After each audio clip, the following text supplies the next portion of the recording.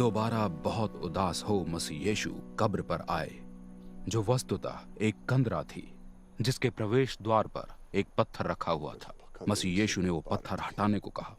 मृतक की बहन मार्था ने आपत्ति प्रकट करते हुए उनसे कहा, प्रभु, उसे मरे हुए 4 दिन हो चुके हैं, अब तो उसमें से दुर्गंध आ रही होगी।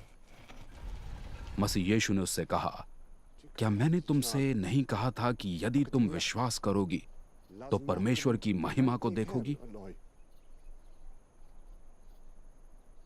इसलिए उन्होंने पत्थर हटा दिया।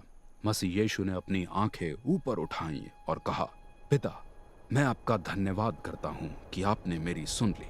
मैं जानता हूं कि आप हमेशा मेरी सुनते हैं, किंतु यहां उपस्थित भीड़ के कारण मैंने ऐसा कहा है कि वे सब विश्वास करें कि आपने ही मुझे भेजा है। तब उन्होंने ऊंचे शब्द में पुकारा, लाजरस, बाहर आ जाओ।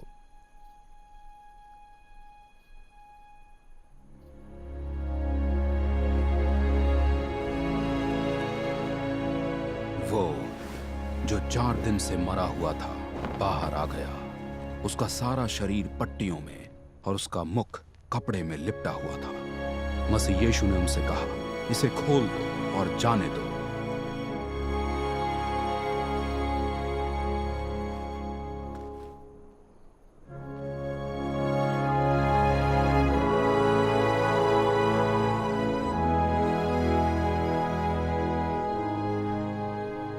ये देख मरियम के पास आए यहूदियों में से अनेकों ने मसीह यीशु में विश्वास किया,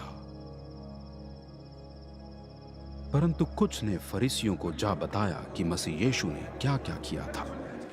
तब प्रधान पुरोहितों और फरीसियों ने महासभा बुलाई और कहा, हम इस व्यक्ति के विषय में क्या कर रहे हैं?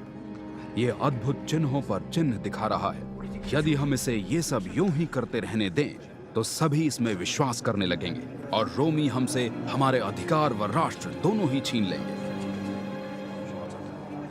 तब सभा में उपस्थित उस वर्ष के महायाजक कायाफस ने कहा, आप ना तो कुछ जानते हैं और ना ही कुछ समझते हैं कि आपका हित इसी में है कि सारे राष्ट्र के विनाश के बजाय मात्र एक व्यक्ति राष्ट्र के हित में प्राणों का त्याग करे। ये उसने अपनी ओर से नहीं कहा था, परंतु उस वर्ष के महायाजक होने के कारण उसने भविष्यवाणी की थी कि राष्ट्र के हित में मसीह यीशु प्राणों का त्याग करेंगे, और न केवल राष्ट्र के हित में परंतु परमेश्वर की तितर बितर संतान को इकट्ठा करने के लिए भी। उस दिन से वे सब एकजुट होकर उनकी हत्या की योजना बनाने लगे। इसलिए मसीह यीशु ने यहूदियों के मध्य सार्वजनिक रूप से घूमना बंद कर दिया। वहां से वो जंगल के पास अपने शिष्यों के साथ एफ्राइम नामक नगर में जाकर रहने लगे।